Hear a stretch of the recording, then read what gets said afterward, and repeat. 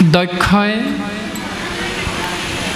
এটি যজ্ঞ কৰিছিল সেই যজ্ঞৰ নাম হ'ল বৃহস্পতি আৰু সেই বৃহস্পতি নামৰ যজ্ঞত তেওঁৰ জোঁৱায়ে শিৱক নিমন্ত্ৰণ কৰা নাছিল নিমন্ত্ৰণ নকৰাৰ মূল কাৰণ হ'ল যে দক্ষই কৰা বৃহস্পতি যজ্ঞ তাৰ বহু বছৰৰ আগত প্ৰজাপতি ব্ৰহ্মাদেৱে এটা যজ্ঞ কৰিছিল যি যজ্ঞত দক্ষৰ সহিতে দেৱ দেৱতাসকল উপস্থিত হৈছিল আৰু উপস্থিত হোৱাৰ পাছতো জোঁৱায়ে শিৱই শহুৰে দক্ষৰ আগমনত সন্মান জনোৱা নাছিল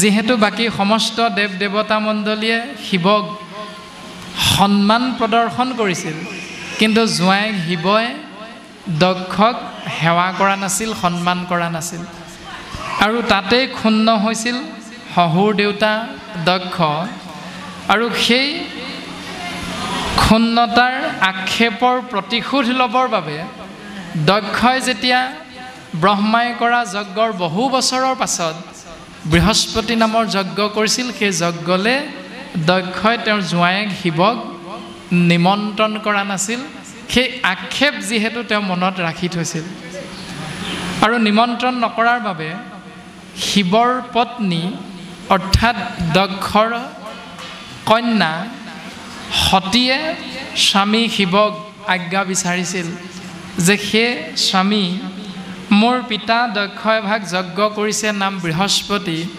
আৰু সমস্ত দেৱ দেৱতা সেই যজ্ঞলে গৈছে কিন্তু মই যাব পৰা নাই দেউতাই হয়তো পাহৰি গ'ল মোক নিমন্ত্ৰণ কৰিবলৈ আৰু নিমন্ত্ৰণ নকৰিলেওতো কোনো অপৰাধ নাই পিতৃৰ গৃহলৈ জীয়েক যাবৰ বাবে গতিকে স্বামী তুমি আমাক আজ্ঞা দিয়া আমি নিমন্ত্ৰণ নাই পোৱা যদিও পিতৃৰ গৃহলৈ জীয়েক যাবৰ বাবেনো কিহৰ নিমন্ত্ৰণ লাগে দেউতাই হয়তো কিবা কথাৰ বাবে আমাক নিমন্ত্ৰণ কৰিবলৈ পাহৰিবও পাৰে এই ভাৱনাযুক্ত হৈ পত্নী সতীয়ে স্বামী শিৱক আজ্ঞা বিচাৰিলে আৰু শিৱয়ো সুন্দৰভাৱে কথাখিনি বুজাই দিলে যে সতী তুমি যদিও যোৱাটো কিন্তু উচিত নহয় কিয়নো তোমাক বা আমাক নিমন্ত্ৰণ দিয়া নাই তথাপিতো তুমি ইচ্ছা কৰিলে যাব পাৰা সেইটো তোমাৰ কথা কিন্তু সতী মনত ৰাখিবা নিমন্ত্ৰণ নকৰিলে সতী পাইবা অপমান তুমি কিন্তু অপমান পাবা তাকে তুমি যোৱা নোযোৱা সেইটো তোমাৰ নিজৰ ইচ্ছা এইবুলি স্বামীয়েও সতীক পূৰ্ণ স্বাধীনতা প্ৰদান কৰিছে যে অপমান পাবা এইটো নিশ্চিত কিন্তু অপমান লাগে নে নালাগে সেইটো তোমাৰ কথা তাৰ পাছত সতীয়ে স্বামীৰ চৰণ সেৱা কৰি পিতৃ দক্ষৰ যজ্ঞলৈ গ'ল আৰু যজ্ঞত গৈ কি হ'ল আপোনাক সমস্তজনাই সকলোখিনি জানেই পাঠে আমাক প্ৰকাশ কৰিছে যে সতী যেতিয়া গৈ যজ্ঞত উপস্থিত হ'ল তেতিয়া পিতৃ দক্ষই সতীৰ আগত জোঁৱায়েক শিৱ অৰ্থাৎ সতীৰ স্বামী শিৱৰ বিভিন্ন ধৰণে নিন্দা কৰিছে ককৰ্থনা কৰিছে আৰু স্বামী নিন্দা সহ্য কৰিব নোৱাৰি সতীয়ে নিজৰ দেহ ত্যাগ কৰিছে আৰু সতীৰ দেহ ত্যাগত ক্ষুণ্ণ হৈ নন্দী ভিংগীয়ে অভিশাপ দিয়া দি হৈছে দেৱতা আৰু দক্ষৰ অনুচৰসকল আৰু শিৱৰ অনুচৰসকলৰ মাজত ঋষিমুনিসকলৰ মাজত সেইখিনি কথা ইতিমধ্যে পদবন্ধে খুব সুন্দৰভাৱে প্ৰকাশ কৰি গৈছে আৰু তাৰ পাছত শিৱই যেতিয়া গম পালে যে তেওঁৰ পত্নীৰ ইতিমধ্যে মৃত্যু হৈছে তেতিয়া শিৱৰ জটাৰ পৰা এটি অসুৰৰ জন্ম হৈছে নাম বীৰভদ্ৰ আৰু সেই বীৰভদ্ৰই আহি দক্ষক শিৰচ্ছেদ কৰিছে তাৰ পাছত দক্ষৰ শিৰচ্ছেদ হোৱাৰ লগে লগে শিৱৰ কৃপাত পুনৰ শহুৰ দেউতা দক্ষৰ শিৰ যিহেতু ছিগি গ'ল সেইকাৰণে তেওঁ শিৰৰ বিপৰীতে ছাগলীৰ এটা শিৰ দক্ষৰ শৰীৰটোৰ লগত যোগ কৰা হৈছে ভাগৱতৰ পদবন্ধে আমাক এইখিনি কথা সুন্দৰভাৱে প্ৰকাশ কৰিছে। ইয়াৰ দ্বাৰা আমি কিছু কিছু আধ্যাত্মিক দৰ্শন পাব পাৰোঁ। সেই দৰ্শনখিনি হ'ল, প্ৰথম কথা, এই ব্ৰহ্মাণ্ডত শিৱ হ'ল প্ৰথম চাৰ্জাৰী ডক্তৰ। অপাৰেশ্যন কৰা চাৰ্জাৰী ডাক্তৰ হ'ল শিৱ। প্ৰথম অপাৰেশ্যনটো কৰিছে শিৱই নিজক। তেওঁৰ 3টা চকু যে হ'ল ত্ৰিনয়ন বুলি যে কোৱা হয়, তেওঁৰো আপোনাৰ আমাৰ নিচিনাকৈ 2টা চকুৱে আছিল, কিন্তু তেওঁৰ কপালত এটা বেমাৰ হৈছিল, যিটো বেমাৰ এটা ফোঁহা উঠিছিল। সেই ফোঁহাটোৰ বিষ সহ্য কৰিব নোৱাৰি তেওঁ নিজৰ ত্ৰিশূলডালৰ দ্বাৰা নিজৰ কপালত থকা এই ফোঁহাটো নিজৰ ত্ৰিশূলডালে এৰুৱাই দিছিল, আৰু দেখিবলৈ বেয়া হোৱাৰ কাৰণে তাত এটা চকু ভগৱন্ত কৃষ্ণ তত্ত্বৰ কৃপাত শিৱই লাভ কৰিছিল, আৰু সেইকাৰণে শিৱৰ নাম হ'ল ত্ৰিনয়ন। প্ৰথম অপাৰেশ্যন শিৱই কৰিছে নিজক। দ্বিতীয় অপাৰেশ্যনটো হ'ল দক্ষ শহুৰ দেউতা, যে ডিঙিটো যেতিয়া ছিগি পৰিছে তাত ছাগলী মূৰ এটা লগোৱা হৈছে। এইটো শিৱৰ দ্বাৰাহে সম্ভৱ হৈছে। আজিলৈকে বিজ্ঞানে কোনো মনুষ্যৰ ডিঙিটো ছিগি যোৱাৰ পাছত কিন্তু গৰু ছাগলী হাতী বা এনেকুৱা কিবা এটা মূৰ লগাব পৰা নাই। তাৰ পাছতে 3 নম্বৰ অপাৰেশ্যন হৈছে গণেশৰ। মূৰটো ছিগি পৰিলত হাতীৰ মূৰটো লগাইছে। গতিকে ভাগৱতে আমাক বিজ্ঞানৰ দৰ্শনটো সুন্দৰভাৱে দি আছে, আধ্যাত্মিক দৰ্শন প্ৰথম। তাৰ পাছত আহিল যে সতীয়ে দক্ষ পিতৃক জ্ঞান দিব বিচাৰিছিল, সেই পিতা তুমি তোমাৰ জোঁৱাইক গালি পাৰিছা, তাত মোৰ ক'ব লগা একো নাই। তুমি তোমাৰ জোঁৱাইক গালি পাৰিব পাৰা, সেইটো একো ডাঙৰ কথা নহয়, কিন্তু তুমি জোঁৱাইক যিটো নামেৰে গালি পাৰিছা, সেই নামভাগী কাৰ জানানে? সেই নামভাগী হ'ল সৃষ্টি স্থিতি প্ৰলয়ৰ গৰাকী, অনন্ত কোটি ব্ৰহ্মাণ্ড গৰাকী কৃষ্ণ তত্ত্বৰ অনন্ত কোটি নামৰ এক নাম হ'ল শিৱ। তুমি যিটো নামেৰে গালি পাৰিছা সেইটো ভগৱন্তৰ নাম শিৱ। গতিকে তুমি জোঁৱাইক গালি পাৰিছা, অপৰাধ নাই। সেই জোঁৱাই মোৰ স্বামী হ'লেও অপৰাধ নাই, কিন্তু মোৰ স্বামীৰ নামটো যে ভগৱানৰ নাম শিৱ, সেইকাৰণে সেই ভগৱানৰ নামেৰে তুমি গালি পৰাৰ বাবে তোমাৰ কিন্তু যথেষ্ট অপৰাধ হৈছে পিতা। এই বুলি সতীয়ে যিমান জ্ঞান দিবলৈ বিচাৰিছিল, যদিও হিতাহিত জ্ঞান হেৰুৱাই দক্ষই কিন্তু জোঁৱায়েকক ভগৱন্তৰ নামেৰে অনেক ককৰ্থনা কৰিলে, গালি পাৰিলে, আৰু তাতেই ক্ষুণ্ণ হৈ সতীয়ে দেহ ত্যাগ কৰিছে। আৰু তাৰ পাছত ঈশ্বৰৰ নিন্দা হোৱাৰ হেতুকে দক্ষৰ পতন হৈছে, শিৰ ছিগি পৰিছে। এইখিনি কথা ভাগৱতে আমাক সুন্দৰভাৱে প্ৰকাশ কৰিছে। তাৰপাছত বৰ্তমান পাঠ হৈ আছে 6ষ্ঠ অধ্যায়, দক্ষৰ পুনৰ জন্ম। মানে ছাগলীৰ মূৰটো লাগিল, সেই পুনৰ জন্মত দক্ষই কি কৰিছে, এই কথাখিনি ভাগৱতৰ পদে আমাক প্ৰকাশ কৰি আছে। এতিয়া আধ্যাত্মিক দৰ্শন হ'ল, কীৰ্তন গ্ৰন্থত কৃপালু গুৰুজন বস্তুৱে কৈছে শিৱ নিন্দা মহাপাপ, কিয়নো শিৱ বিষ্ণু অভিন্ন। যদি শিৱক নিন্দা কৰা তেতিয়াহ'লে কৃষ্ণকে নিন্দা কৰা হয়।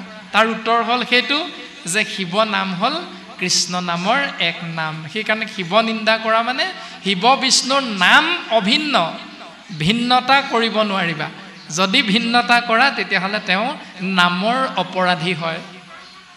দৈৱে নবাধি, দেৱতায়ো তেওঁক ৰক্ষা কৰিব নোৱাৰে। কীৰ্তন গ্ৰন্থত খুব সুন্দৰভাৱে আছে। আৰু সেই দৰ্শন হ'ল শিৱ মানে হ'ল মংগলময় নাম শব্দৰ অৰ্থ, আৰু শিৱ মানে হ'ল আমাৰ এই 24টা তত্ত্বৰে গঠিত প্ৰকৃতি স্বৰূপ আমাৰ এই শৰীৰটোক কোৱা হৈছে শিৱ তত্ত্ব। যত জীৱ তত শিৱ। জীৱ তত্ত্বৰ অৰ্থ হ'ল পৰমাত্মা কৃষ্ণ, আৰু শিৱ তত্ত্বৰ অৰ্থ হ'ল শৰীৰ, প্ৰকৃতি। প্ৰকৃতি স্বৰূপ শৰীৰটো যদি নাথাকে তেতিয়াহ'লে আত্মা তত্ত্বক কি কোৱা হয়? আমি প্ৰত্যেকে এটা শব্দ জানো, সেই শব্দটো হ'ল যেতিয়া এজন ব্যক্তিৰ মৃত্যু হয় তেতিয়া আমি মংগলৰ বাবে কি বুলি কওঁ বাৰু? 1 মিনিট যে মৌন প্ৰাৰ্থনা কৰোঁ, কি বুলি কৰোঁ? আমি প্ৰত্যেকেই কেতিয়াবা গাঁৱৰ ভাল ব্যক্তি এজনৰ মৃত্যু হ'লে 1 মিনিট মৌন প্ৰাৰ্থনা কৰোঁ আৰু কোনো ব্যক্তিয়ে মোবাইলত যদি পাওঁ আমুকৰ মৃত্যু হ'ল তেতিয়া এলাইন এটা হাৰি আমি সেই ব্যক্তিজনৰ মংগলৰ অৰ্থে লিখোঁ তেতিয়া কি বুলি লিখোঁ বিদেহী আত্মাৰ সদ্গতিৰ অৰ্থে ভগৱন্তৰ চৰণত আমি সেৱা জনাইছোঁ কওঁনে বুলি সেই যে প্ৰথম শব্দটো ক'লোঁ বিদেহী আত্মা মানে বি মানে নাই কি নাই দেহ মানে যাৰ শৰীৰটো নাই সেই শব্দটোৰ অৰ্থ হ'ল বিদেহ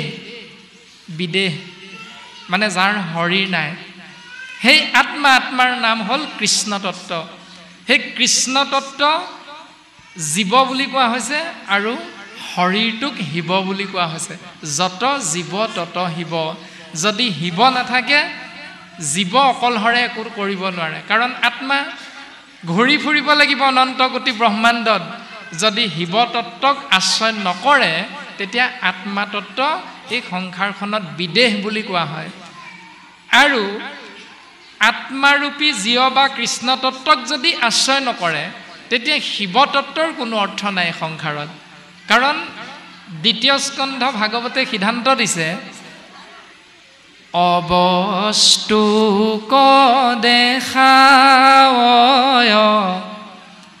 বস্তু ক আৱৰি এহিটো মোহৰ মায়া জানা নিষ্ট কৰি অবস্তু আৰু বস্তু দুটা শব্দ এটা হ'ল বস্তু এটা হ'ল অবস্তু এতিয়া বস্তুৰ অৰ্থ হ'ল যাৰ বিনাশ নাই অবস্তুৰ অৰ্থ হ'ল যাৰ বিনাশ আছে এতিয়া শিৱ তত্ত্ব মানে শৰীৰ তত্ত্বৰ বিনাশ আছে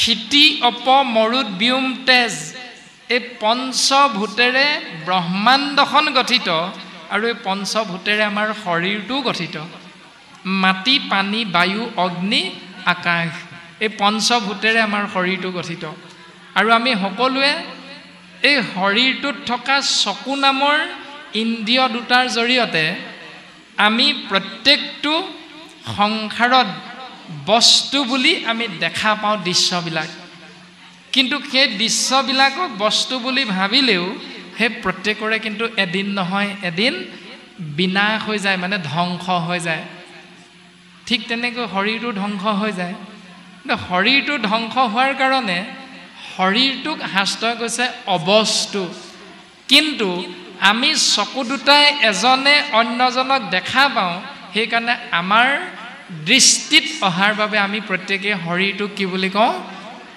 বস্তু বুলি কওঁ কিন্তু শৰীৰটো যিহেতু আমি জ্বলাই দিওঁ ই নাশ হৈ যায় সেইকাৰণে শাস্ত্ৰই কৈছে তুমি বস্তু বুলি ভাবি থকা এই শৰীৰটো অবস্তু ই বস্তু নহয় কাৰণ ইয়াৰ বিনাশ হয় কিন্তু আমি প্ৰত্যেকে কাণেৰে শুনিছোঁ আত্মা বা জীৱ বা পৰমাত্মা বুলি কিবা এটা শক্তি আছে কিন্তু কাণেৰে শুনিছোঁ মনেৰে ভাবিছোঁ কিন্তু চকু দুটাই আত্মা বা জীৱটোক আমি কোনোদিন দেখা নাই দেখিছোঁনে কোনোবাই কোনোদিন দেখা নাই সেইকাৰণে আপুনি মই নেদেখা কাৰণে বস্তুটোক অবস্তু বুলি ভাবোঁ কিন্তু শাস্ত্ৰই কৈছে আত্মা হ'ল বস্তু ইয়াৰ মৃত্যু নহয় ই এঠাইৰ পৰা আন ঠাইলৈ ঘূৰি ফুৰে এই শৰীৰটো এৰি জীৱ তত্ত্ব অন্য এটা শৰীৰত গৈ সোমাব কিয় সোমাব কৰ্ম বন্ধনত বান্ধ খাবৰ বাবে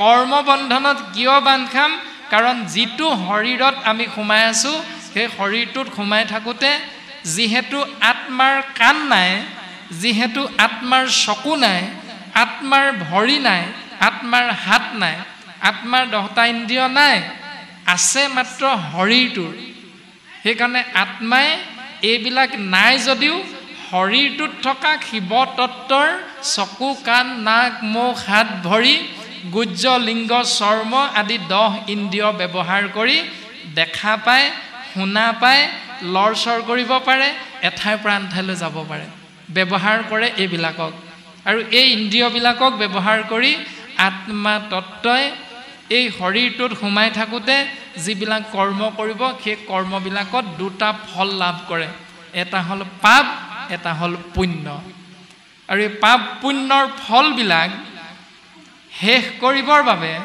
তেওঁ এই শৰীৰটো এৰি অন্য এটা শৰীৰত সোমাব আৰু সেই শৰীৰটো কেনেকুৱা হ'ব নিৰ্বাচন কৰিব এই শৰীৰটোত সোমাই থাকোঁতে কৰা কৰ্মবিলাকৰ পৰা আৰু সেই কৰ্মবিলাক কেনেকুৱা আমি প্ৰত্যেকেই জানো যে শিৰটোৰ কৰ্ম নকৰিলোঁ শিৰে মাধৱ অক নমস্কাৰ ইটো মাথা গোট মূৰ ভৈল মহা ভাৰ এই শিৰটো ব্যৱহাৰ কৰিবলৈ কৈছে মাধৱ কৃষ্ণক সেৱা কৰিবৰ বাবে এতিয়া ঈশ্বৰ কৃষ্ণ ক'ত আছে আমিতো নাজানো ক'ত আছে কৃষ্ণ তত্ত্ব জানোনে ক'ত আছে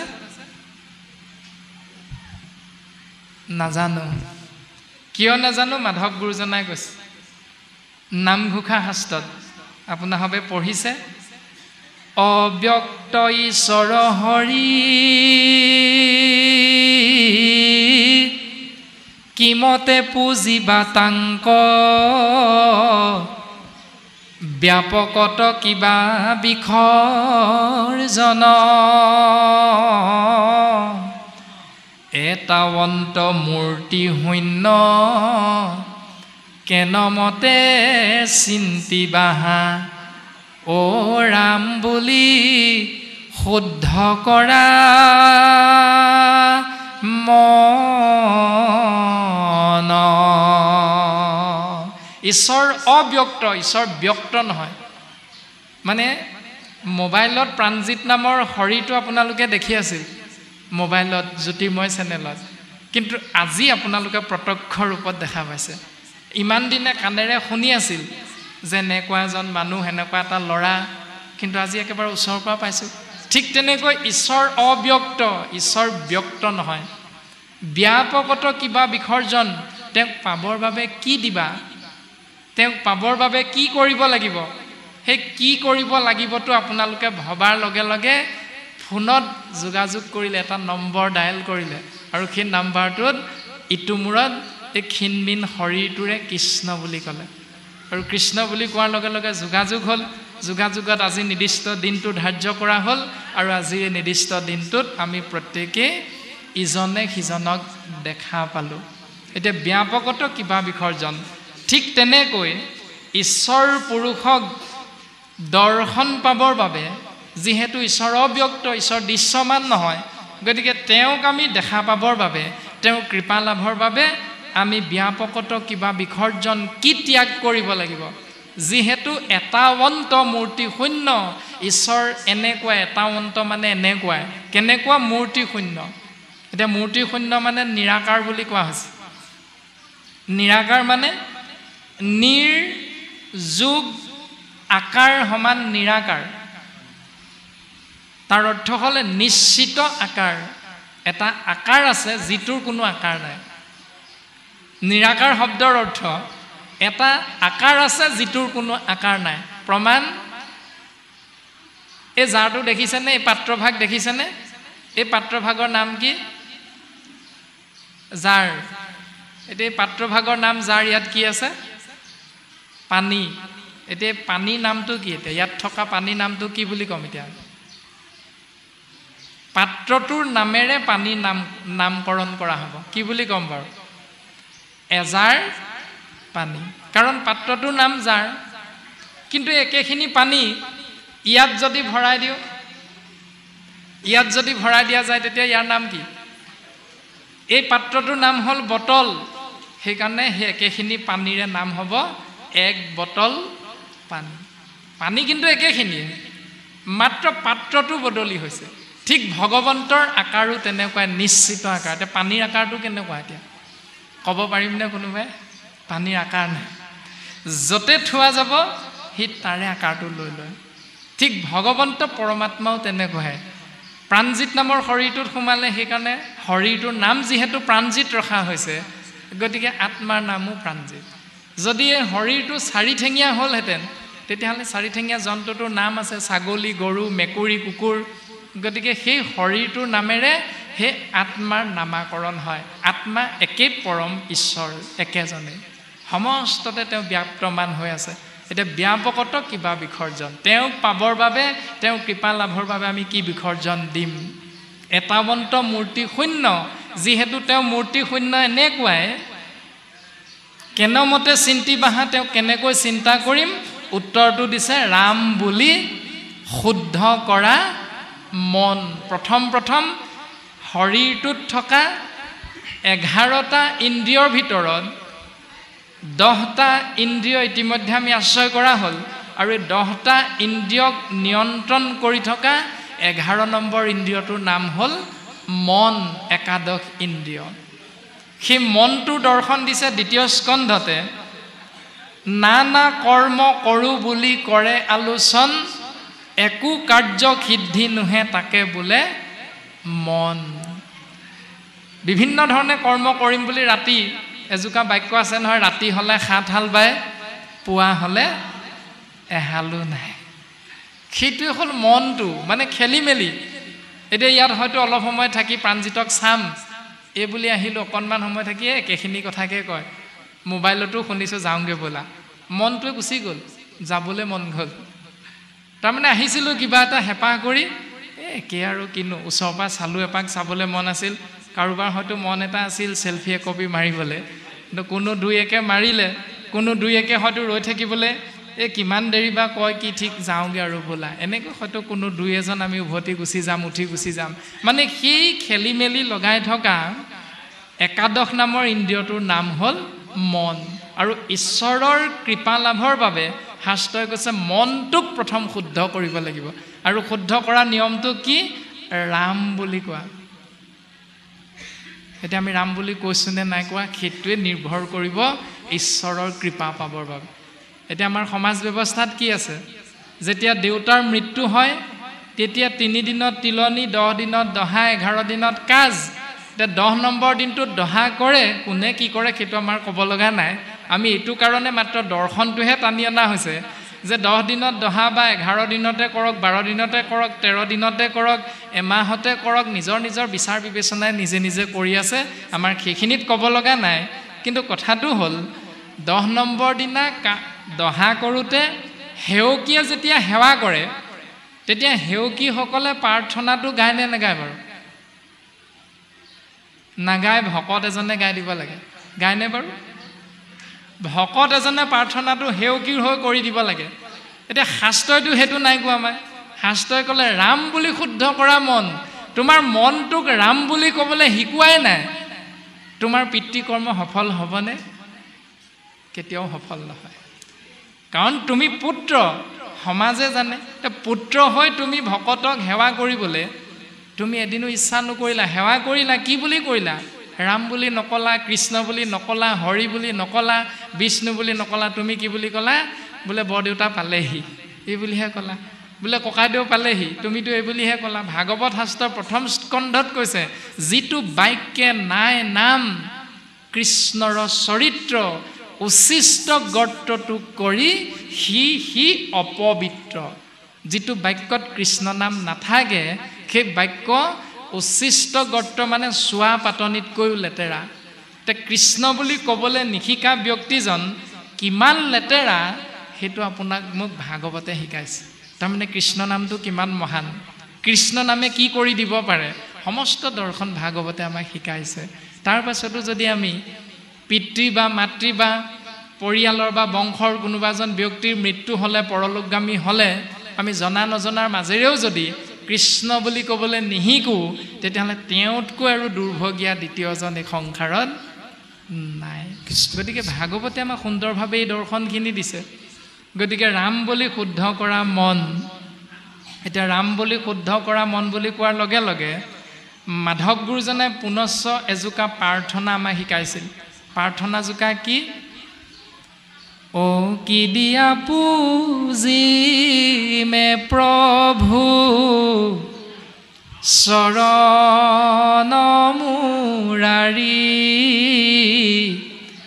তোমাৰ সেৱাৰ বস্তু কি তোমাৰ সেৱাৰ বস্তু নাপালো বিচাৰি। হয়নে নহয়? হয়, নাপালো বিচাৰি শুদ্ধ। যদি ভগৱন্তৰ কৃপা লাভৰ বাবে আমি এইখন সংসাৰত বস্তু বিচাৰি পোৱা নাই বুলি ক'লোঁ, তেতিয়াহ'লে বস্তুকেইটাৰ নামো গুৰুজনাই কৈ দিছে। বস্তুকেইটাৰ নাম কি?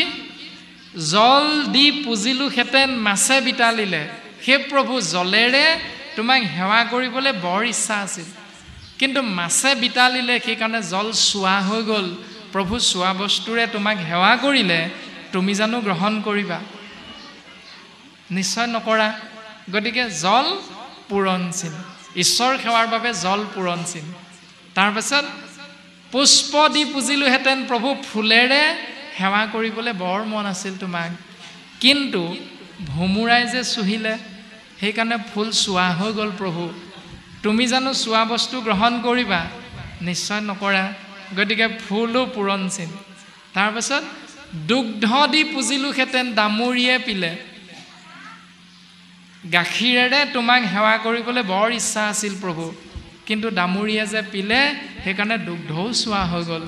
চোৱা বস্তুৱে তোমাক সেৱা কৰিলে হে প্ৰভু, তুমি জানো গ্ৰহণ কৰিবা? যদি মাধৱ গুৰুজনাৰ আমি একো একোজন শিষ্য, শংকৰ গুৰুজনাৰ একো একোজন শিষ্য, তেতিয়াহ'লে দুজনা গুৰুৱে আমাক যি দৰ্শন দিলে যে যেই বস্তু দেও প্ৰভু সেই বস্তু চোৱা, তোমাৰ নামে তোমাক পুজিম, গধূলিও পুৱা। এতিয়া কৰোঁ নে নকৰোঁ? যি বস্তুকে তোমাৰ আগত দিব বিচাৰিছোঁ সেইটো বস্তুৱে শাস্ত্ৰই চোৱা বুলি কৈছে। এটা বস্তুৱে চোৱা নহয়, সেইটো হ'ল তোমাৰ নাম। তোমাৰ নামে তোমাক পুজিম গধূলি আৰু পুৱা।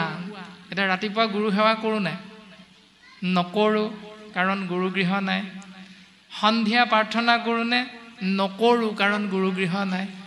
এতিয়া আপুনি মই যে গাই আছোঁ প্ৰাৰ্থনাবিলাক ভুল নহয়নে বাৰু? হয়, গুৰুজনাই ভুলকৈ লিখিলে নহয়, আপুনি মই ভুলকৈ পালন কৰি আছোঁ। ভাগৱতে এইখিনি কৈছে আমাক।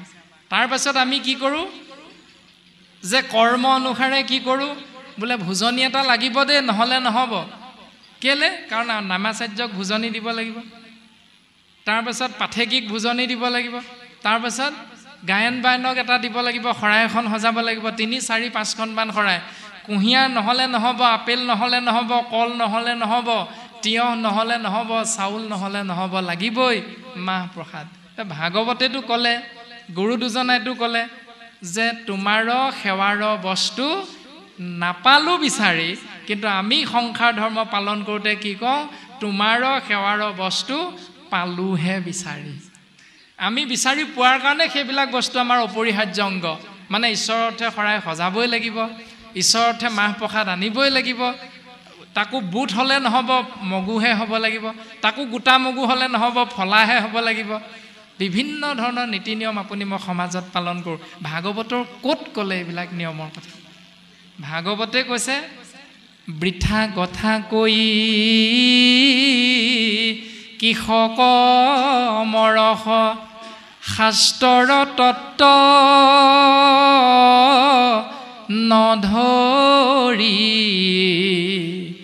ভোজনী শৰাধে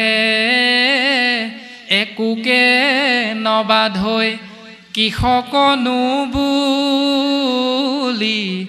হৰি।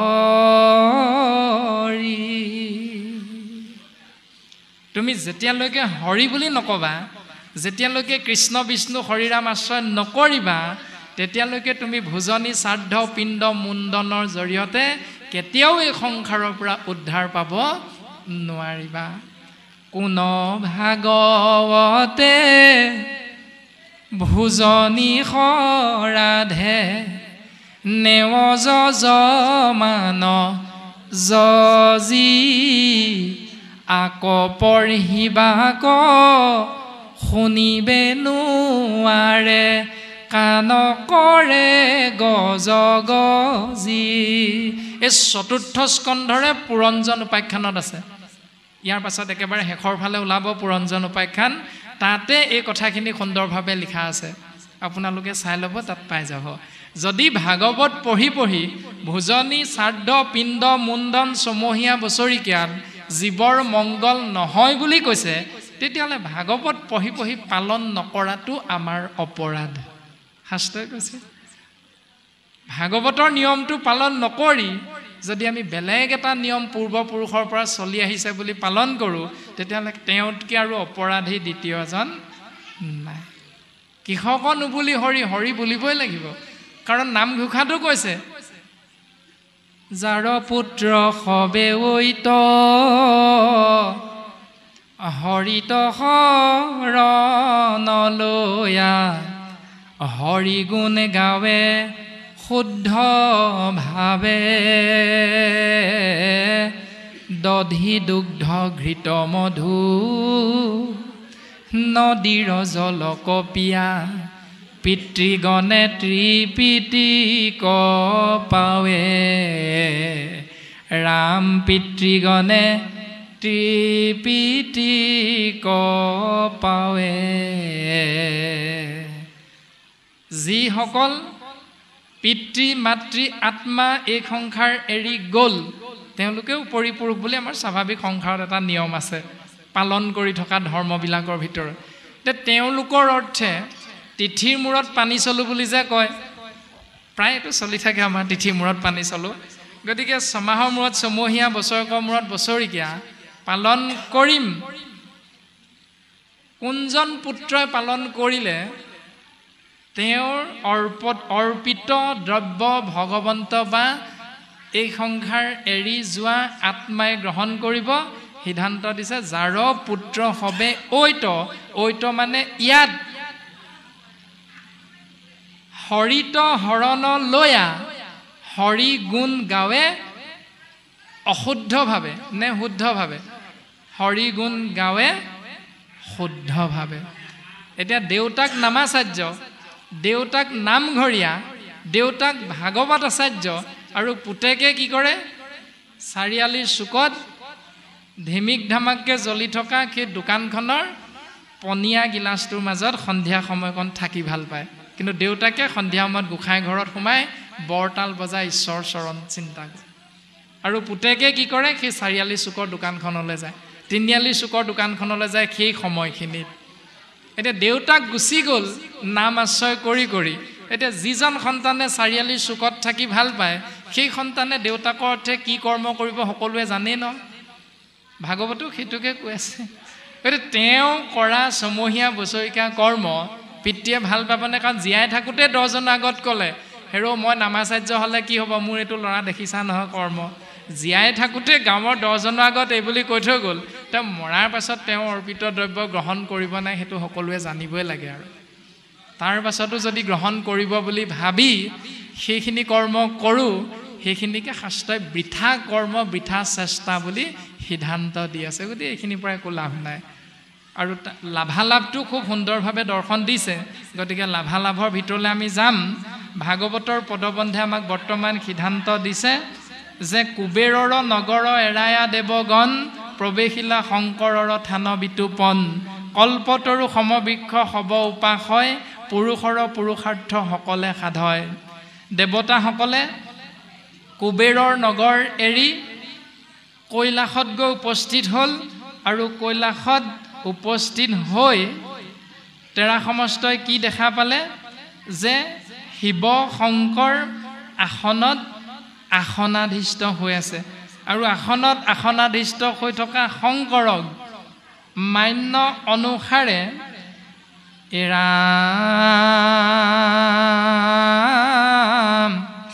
সেহি সময়জাত দেৱগণ প্ৰৱেশিলা, ব্ৰহ্মা সমেত দেৱগণে পৰিপ্ৰণামিলা।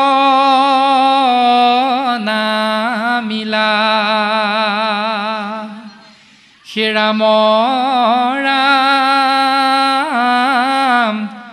লোকপালবাদী পিতৃ ঋষিয়াদি কৰি, উঠিলন্ত কটু বেলি শিৱ কুঁৱৰী। অ দেৱগণ সমে ব্ৰহ্মা আখিবাৰ দেখি চালিলন্ত গাৱহৰে খানিকো নাপেখি পিতৃ বুলি নমিলন্ত ব্ৰহ্মাৰ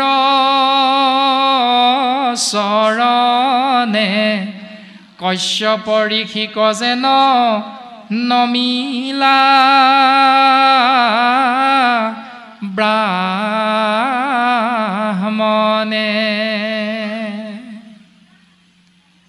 ব্ৰহ্মাৰ সহিতে দেৱতা মণ্ডলী গৈ ক'ত উপস্থিত হ'ল?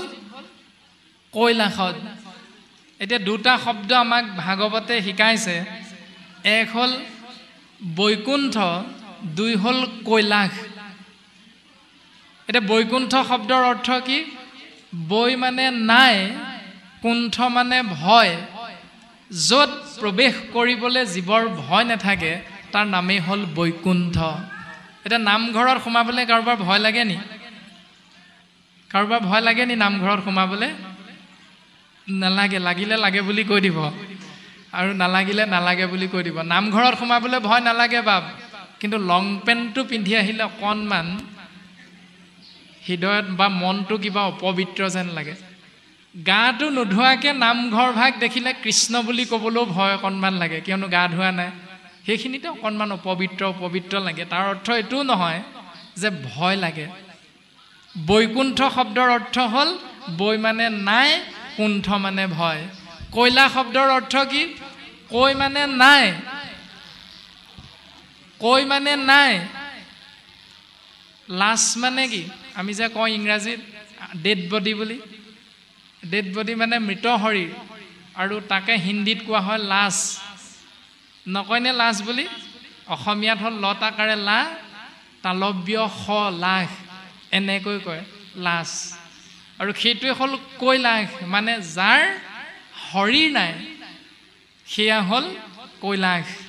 আৰু বৈকুণ্ঠ মানে যাৰ য'ত প্ৰৱেশ কৰিবলৈ জীৱৰ ভয় নাথাকে সেয়াই হ'ল বৈকুণ্ঠ। এতিয়া ব্ৰহ্মাকে ধৰি দেৱতা মণ্ডলী ক'ত উপস্থিত হৈছে? কৈলাসত, য'ত পৰম ব্ৰহ্ম কৃষ্ণ তত্ত্ব প্ৰকাশমান হৈ আছে, যাক বৰ্তমান কাহিনীৰ মাধ্যমেৰে শিৱ তত্ত্ব বুলি প্ৰকাশ কৰি আছে। যাক বৰ্তমান পদবন্ধে শিৱ তত্ত্ব বুলি প্ৰকাশ কৰি আছে। সেইকাৰণে শিৱ আৰু বিষ্ণু নাম ভেদ নহয়, মানে অভিন্ন।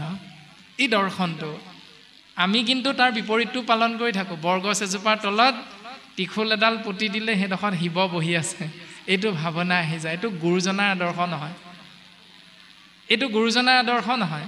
গুৰুজনাৰ আদৰ্শ হ'ল ভগৱন্তৰ গুণ যশ আশ্ৰয় কৰা গুণমালা, যিজন কৃপালু গুৰুৱে মহাৰাজ নৰনাৰায়ণৰ ৰাজসভাত হাতী মাৰি ভুৰুকাত ভৰাই গোবিন্দ মহাপ্ৰভু কৃষ্ণ গোসাঁইৰ নিৰ্গুণ নাম আশ্ৰয় কৰিছিল, যাক পৰৱৰ্তী কালত ভকতসকলে মণিকূটৰ সপ্তশলপীয়া সিংহাসনৰ একেবাৰে ওপৰৰ যিভাগ কাঠৰ গৃহ আছে, সেই গৃহভাগীৰ নাম হ'ল আমহি ঘৰ। আৰু সেই আমহি ঘৰভাগীত ভক্তিভাৱেৰে, প্ৰীতিভাৱেৰে, শ্ৰদ্ধা সহকাৰে আসনত উপবিষ্ট কৰোৱাইছে। আৰু সেইকাৰণে আমাৰ প্ৰত্যেকৰে এটা বিশ্বাস আছে যে মণিকূটৰ আসনত ভগৱন্ত বিৰাজমান হৈ আছে। সেইকাৰণে সোমোৱাৰ লগে লগে মণিকূটৰ ফালে চাই মূৰটো দুৱাই সেৱা কৰি দিওঁ। এতিয়া তাত জানো ভগৱন্ত আছে? দেখাটো নাই কোনেও। যদি দেখাই নাই কোনো ভগৱন্ত আছে বুলি, বিশ্বাস কেলে কৰিলোঁ? যদি নেদেখাকে মণিকূটত ভগৱন্ত আছে বুলি বিশ্বাস আছে, তেতিয়াহ'লে ভগৱানক বিচাৰি গছৰ তললৈ কেলে গ'লোঁ? ভগৱানক বিচাৰি মন্দিৰলৈ কেলে গ'লোঁ? ভগৱানক বিচাৰি মূৰ্তি এটা কিয় নিৰ্মাণ কৰিলোঁ? কাৰণ ভগৱন্তটো নামঘৰতহে আছে। এইটো জানিও যে আমি অন্য কৰ্মবিলাক কৰি থাকোঁ, তাৰমানে আপোনাৰ মোৰ ভগৱন্ত যে ইয়াত আছে, এইটো সম্পূৰ্ণ ৰূপত বিশ্বাসটো নাই হোৱা। সেই নোহোৱাৰ কাৰণে মাজে মাজে গ্ৰহ দুখ, কাল দুখ, দৈৱ দুখৰ পৰা পৰিত্ৰাণ পাবলৈ আমি মাজে মাজে কুকুৰা বলি দিয়াৰ পৰা আৰম্ভ কৰি বাকী সমস্তখিনি কৰ্ম বছৰটোত মাজে মাজে কৰি থাকোঁ। কুৰুক্ষেত্ৰ যুদ্ধৰ মাজমজিয়াত যেতিয়া 10 নম্বৰ দিনটোত 10 দিন যুদ্ধ কৰিলে, সেনাপতি হিচাপে ভীষ্ম আছিল কৌৰৱৰ, আৰু ভীষ্মৰ সেনাপতিত্বত 10 দিন যুদ্ধ কৰাৰ অন্তত ভীষ্ম শৰসজ্জাত পৰিল। কুৰুক্ষেত্ৰ যুদ্ধ হৈছিল 18 দিন। 18 দিন যুদ্ধৰ 10 দিন যুদ্ধ কৰি ভীষ্ম শৰসজ্জাত পৰিছিল।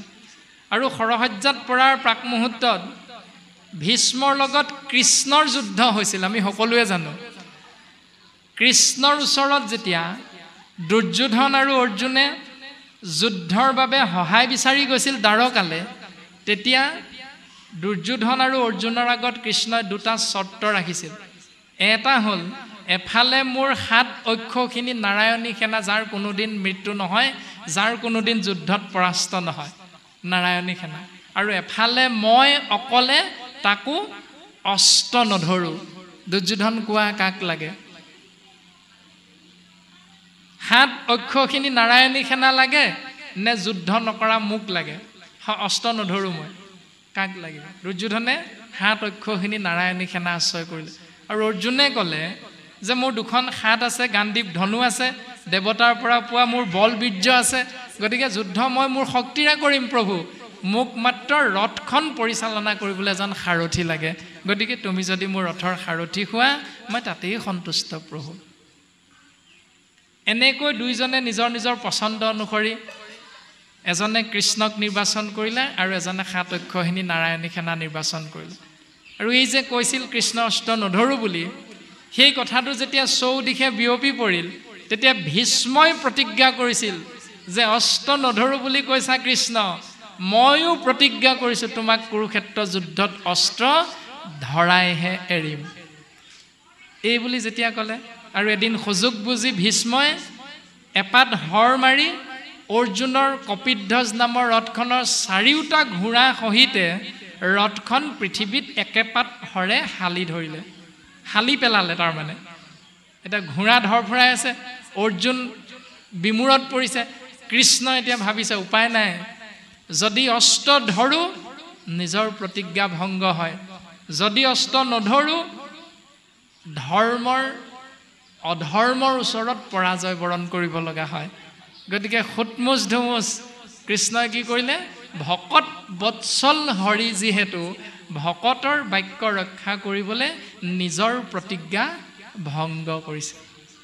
আৰু তেতিয়া ভগৱন্তই ভীষ্মৰ লগত কথোপকথন হৈছিল, আত্মা পৰমাত্মাৰ কথোপকথন হৈছিল। আৰু সেই কথোপকথনত ভীষ্মৰ দৰ্শনবিলাক সুন্দৰভাৱে প্ৰকাশ হৈছে। ভীষ্মই কৈছে যে হে কৃষ্ণ, তুমি সৃষ্টি স্থিতি প্ৰলয়ৰ গৰাকী, মই যিমান দূৰলৈকে জানো যে মই কোনোদিন অধৰ্ম কৰা নাই, তেনে ক্ষেত্ৰত তুমি যিবিলাক কৰ্ম কৰিছা এই কৰ্মবিলাক জানো তোমাৰ ধৰ্ম হৈছে কৃষ্ণ? ভীষ্মই জানিব বিচাৰিছিল। এই কথাখিনি কেতিয়া প্ৰকাশ হৈছে? যেতিয়া শৰসজ্জাত পৰি আছে, ভীষ্ম মৃত্যুৰ প্ৰাক মুহূৰ্তত কৃষ্ণক সুধিছিল যে এইবিলাক জানো তুমি যে কৰিলা, কুৰুক ধ্বংস কৰিলা, পাণ্ডৱৰ জয় কৰিলা, এয়া জানো ধৰ্ম হ'ল তোমাৰ? তেতিয়া কৃষ্ণই সুন্দৰভাৱে ভীষ্মক বুজনি দিছিল যে সেই ভীষ্ম, তুমি যে কোনোদিন অধৰ্ম কৰা নাই বুলি ভাবিছিলা, এইটোৱে তোমাৰ অধৰ্ম। তুমি সদায় ধৰ্ম কৰি আছো বুলি যে ভাবিছা, এইটোৱে তোমাৰ প্ৰথম অধৰ্ম। এতিয়া আমিওতো সদায় গুৰু সেৱা কৰি আছো বুলিয়ে ভাবি আছো, কেনেকৈ কৰিছোঁ সেইটো আপুনি মইহে জানিম, সেইটোৱে হ'ল অধৰ্ম। কেনেকৈ অধৰ্ম? তাৰমানে গুৰু সেৱা কৰোঁতে, গুৰু সেৱা কৰি ওলাই আহি যেতিয়া আইগৰাকীক মাতিম, বোলে হনে হেৰা শুনিছানে, বোলে হনে হেৰা শুনিছানে, কি হ'লনো? এতিয়া মোৰহে কি হ'ল? তো আকৌ আনকালে ইমান ডাঙৰকৈ নামাতে, আজি নিব ইমান ডাঙৰকৈ মাতিছে, মই পাছফালে ৰান্ধনি ঘৰত কিবা এটা কৰি আছিলোঁ, আপুনি ইমান ডাঙৰকৈ মাতিছে, মই উধাটো খাই লৰি আহিছোঁ, কি হ'ল কওকচোন? বোলে পদূলি মুখত মাছ বেপাৰীটোৱে বেল দি আছিলে, তুমি শুনা নাই? বোলে আপুনিনো কেনেকৈ শুনিলে? মই গুৰু সেৱা কৰোঁতে শুনি আছিলোঁ। এনেকুৱা যে গুৰু সেৱা কৰাৰ নিয়মবিলাক আমাৰ আছে, তাৰমানে মনটো স্থিৰ কৰিব নোৱাৰা যিবিলাক ব্যৱস্থাৰে গুৰু সেৱা কৰোঁ, আমিতো সদায় গুৰু সেৱা কৰোঁ। গতিকে অধৰ্ম নাই কৰা বুলি ভবাটোৱে হ'ল অধৰ্ম। সদায় যে ধৰ্ম কৰি আছোঁ বুলি ভাবিছোঁ, হে ভীষ্ম, এইটোৱে তোমাৰ প্ৰথম অধৰ্ম। দ্বিতীয় কথাটো, তুমি দ্ৰৌপদীৰ বস্ত্ৰহৰণৰ সময়ত উপস্থিত আছিলা আৰু তুমি গোটেই কুৰু বংশৰ ভিতৰত তুমিয়ে জ্যেষ্ঠ, তুমিয়ে শ্ৰেষ্ঠ। তোমাৰ হাতত এক অপৰাজেয় শক্তি আছিল, সেয়া হ'ল ইচ্ছা মৃত্যু। তোমাক কোনো মাৰিব নোৱাৰে তোমাৰ ইচ্ছাৰ বিৰুদ্ধে, তথাপিতো তোমাৰ হাতত ইমান অপৰাজেয় শক্তি থকাৰ পাছতো তুমি কি কৰিছিলা? দ্ৰৌপদীৰ বস্ত্ৰহৰণৰ সময়ত তুমি বাধা দিয়া নাছিলা। এইটো তোমাৰ দ্বিতীয়টো অপৰাধ। তাৰমানে শক্তি থাকিলে নহ'ব, আপুনি মই নাম ল'লে নহ'ব, যে নামে কি কৰিবলৈ কৈছে কি নকৰিবলৈ কৈছে সেইটো বুজি লৈ সমাজক যদি শুদ্ধ পথটো নেদেখাওঁ, কেৱল কেইটকামান পইচাৰ লোভত, নাম গাব পাৰোঁ কাৰণে নামাচাৰ্যৰ লোভত, ভাগৱত পঢ়িব পাৰোঁ কাৰণে পাঠকৰ লোভত যদি আমি সঁচা কথাটো নকৈ এই ধৰণেই চলি থাকোঁ, তেতিয়াহ'লে বাকীসকল অপৰাধী নহয়। প্ৰথম অপৰাধী হ'ল শ্ৰেষ্ঠজনে কৰে যদি গৰিহিত কৰ্ম, দেখা দেখি অন্যে বোলে তাকে ধৰ্ম। যিজনে সেইটো জানিও নকয় উচিত, তেওঁ 1 নম্বৰ অপৰাধী, 1 নম্বৰ পাপী। গতিকে ভীষ্ম এইটো তোমাৰ দ্বিতীয়টো অপৰাধ।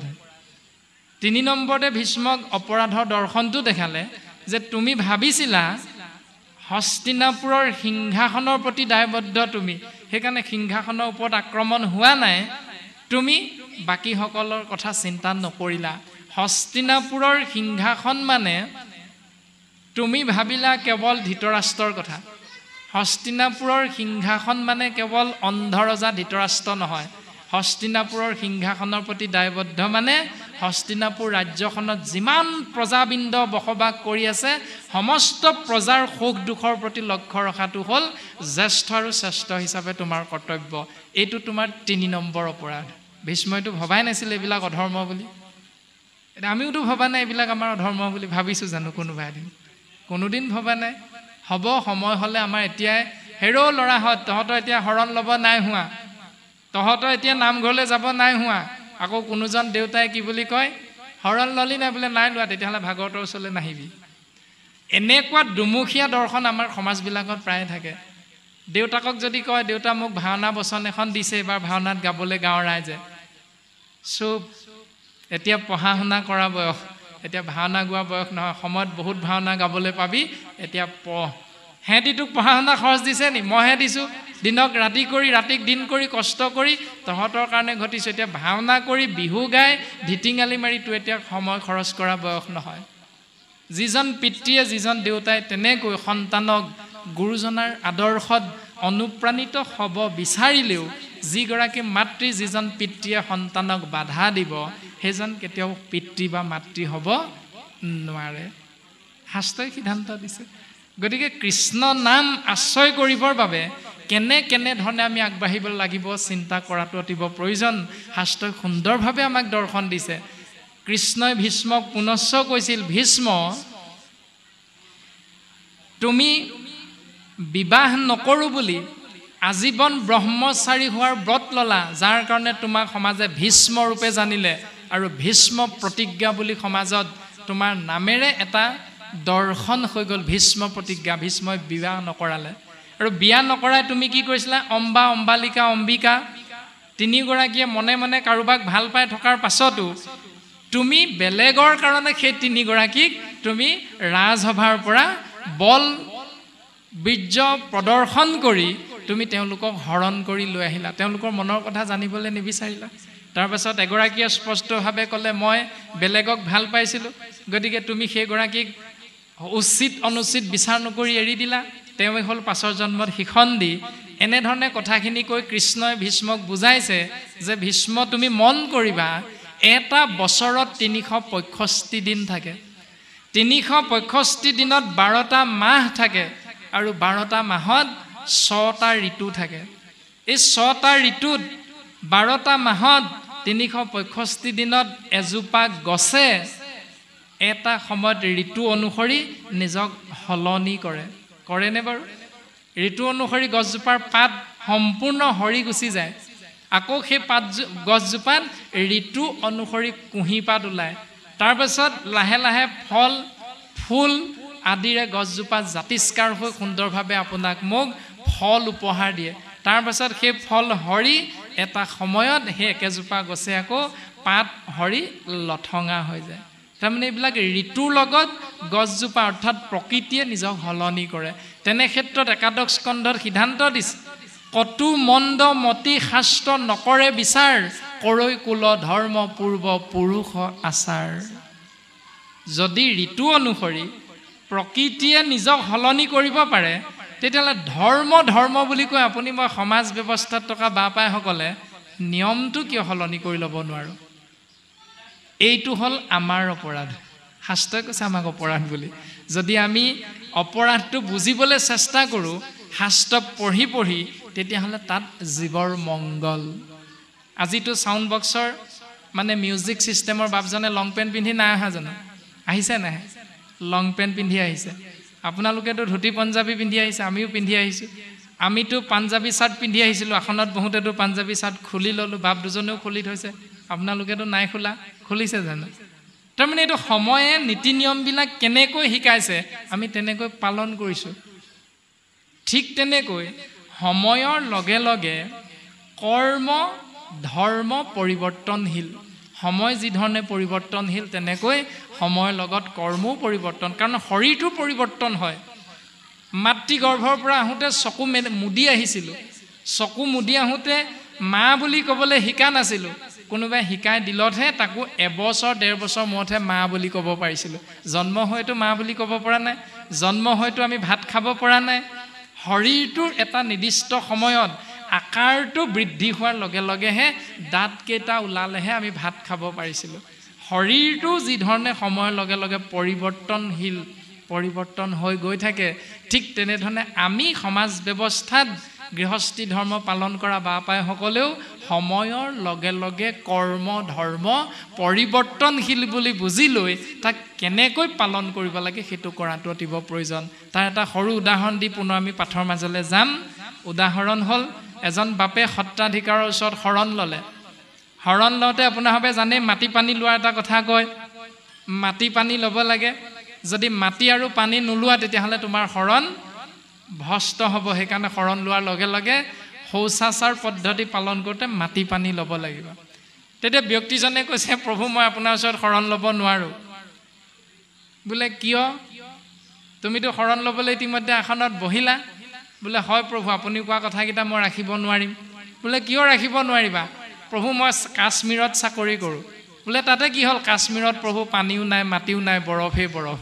মইতো বৰফ ল'ব নোৱাৰোঁ এতিয়া, কাৰণ বৰফ ল'লে নহ'ব, আপুনিহে কৈছে মাটি পানী ল'বই লাগিব। তেতিয়া সেই সত্ৰাধিকাৰজনে বা সেই শৰণাচাৰ্যজনে সেইটো সময়ৰ ওপৰত নিৰ্ভৰশীল কৰ্ম। আজিকালি চাবোন ওলালে, গতিকে তুমি চাবোন মাৰি আমি কোৱা নিয়মটো পালন কৰিবা, মাটিৰ বিপৰীতে তুমি চাবোন ল'লেও হৈ যাব। তেনে সেইটো যেনেকৈ পৰিৱৰ্তনশীল আমি বুজি পাওঁ, ঠিক তেনেকৈ কি কৰ্ম কেনেকৈ কৰিবলৈ কৈছে শাস্ত্ৰই তাকো আমি বুজি ল'বলৈ অন্ততঃ চেষ্টা কৰাটো ভাল। এনে পূৰ্বপুৰুষৰ পৰা দেউতাই কৰিছিল, দেউতাৰ দেউতাকে কৰিছিল, দেউতাৰ দেউতাকে কৰিছিল বুলি আপুনি মই কেনেকৈ এৰিম এতিয়া? এইবিলাক ভাবি কোনো লাভ নাই, কাৰণ আমি জীয়াই থাকিম কেইদিন কোনেও নাজানো। আমি সবাৰুচি চনত পুনশ্চ সেৱা নিবেদন কৰা হৈছে। এনেকৈয়ে ব্ৰহ্মা সহিতে দেৱগণে যেতিয়া কৈলাশত প্ৰৱেশ কৰিলে, তেতিয়া ব্ৰহ্মা সহিতে দেৱগণে কৈলাশপতি শংকৰক সেৱা নিবেদন কৰিছে, আৰু শংকৰেও প্ৰতি ব্ৰহ্মাকে ধৰি দেৱতা মণ্ডলী সেৱা নিবেদন কৰিছে। এইখিনি পদবন্ধে প্ৰকাশ কৰিছে। তাৰ পাছত পদে আমাক প্ৰকাশ কৰিছে, এৰাম তাত পাছে আছে যত আনুমুনিগণ, সবেও কৰিলা ব্ৰহ্মা দেৱক বন্দন। হাস্য কৰি ব্ৰহ্মাদেৱে হৰ কবুলন্ত, হুয়া মহেশ্বৰ কেন আমাক হেৱন্ত। দেৱতা মণ্ডলীয়ে শিৱক সেৱা কৰিছে, ব্ৰহ্মায়ো শিৱক সেৱা কৰিছে, আকৌ শিৱয়ো প্ৰতি সেৱা কৰা দেখি দেৱতা মণ্ডলীয়ে উভতাই ব্ৰহ্মাক সেৱা কৰিলে। তাৰপাছত ঋষিমুনিসকলেও ব্ৰহ্মাক সেৱা কৰিলে।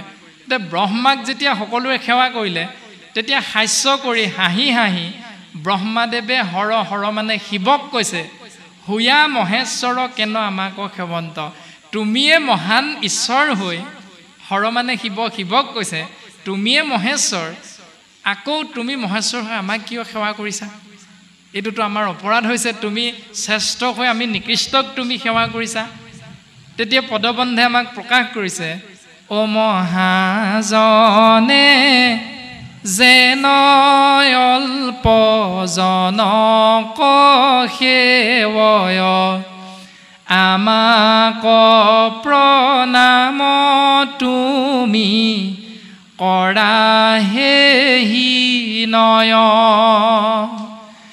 আনে সে নাজানে মুত নোহা অবিদিত নিজ ব্ৰহ্মৰূপ তুমি মায়াৰ অতীত